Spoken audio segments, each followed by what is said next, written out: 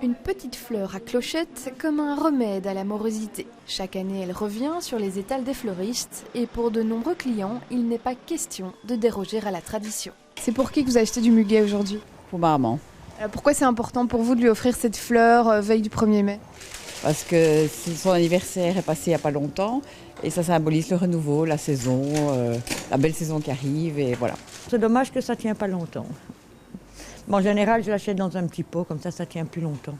La plupart du muguet vendu en Belgique provient de la région de Nantes, en France. Cette année, l'hiver trop doux et le printemps très frais ont engendré une baisse de production de près de 30%.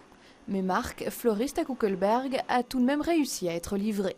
Il est un peu plus court que les autres années, mais il est quand même très beau, très blanc, de belles clochettes.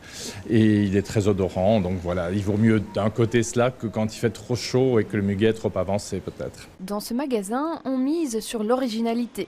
Asperges, pommes ou poivrons verts accompagnent les brins. La délicatesse et la précision sont de mise pour sublimer cette fleur très éphémère. C'est une fleur assez fragile et il faut quand même prendre pas mal de précautions. C'est une fleur qui est légèrement toxique aussi, donc il faut faire attention quand on la manipule, pas se toucher les yeux, les choses comme ça peut faire des petites irritations. Milieu de semaine prochaine, le muguet aura déjà quasiment disparu des magasins. Le brin de muguet porte-bonheur du 1er mai est, après la fête des mères et la Saint-Valentin, le 3e événement le plus important de l'année pour les fleuristes.